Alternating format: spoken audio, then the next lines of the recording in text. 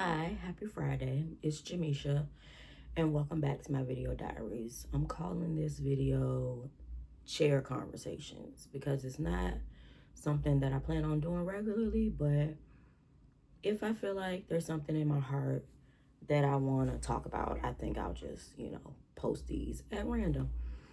So today I'm sitting here, it's the day after Christmas. I'm sitting here by myself, and I was just having a moment where I was pondering how I was feeling about this holiday season. Um, I live in a state where there's no other biological family members. Um, and I also don't have my parents. I don't have any children. I've been adopted and accepted into an amazing family that treats me like I'm their own. And I'm very, very grateful for that. Um, I just realized that there are still moments when I feel like I'm by myself, where I feel like I'm alone. Um, and I question why that is. Um, when I moved to this state, I moved with my mom. She came with me, and unfortunately, a couple of years ago, she passed away. Um, and it hurts. It sucks because that's my heart. My mom was my everything. And I'm grateful for the years that I've had with her. Um, but I also wonder how long um, the narrative of being alone will be my story. Um, I don't want to be alone forever. I desire to have a family of my own. And so today, I was sitting here and asking God, like, how long is this going to be my narrative? How many more years am I going to have to deal with the feeling of not being enough, the feeling of not being chosen, um, the feeling of being alone? Because you can be in a family full of people and still feel alone. I've had moments where I've been around my own biological family and I felt alone. I felt like the outsider, just based on my personal experience. And so my faith means a lot to me. And I try my best to um, not let my flesh outweigh my faith. And so today is one of those days where I'm really fighting that, because part of me feels like it's never going to happen.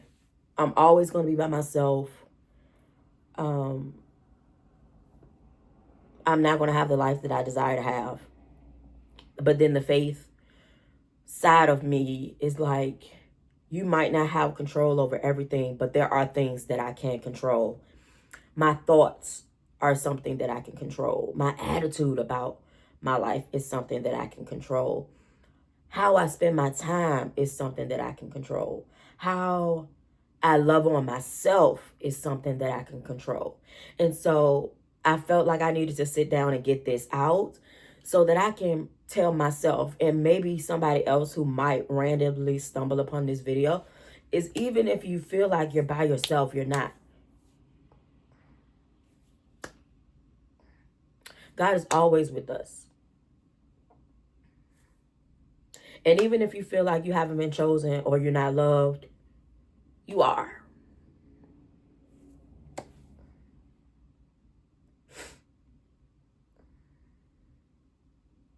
We were chosen by God.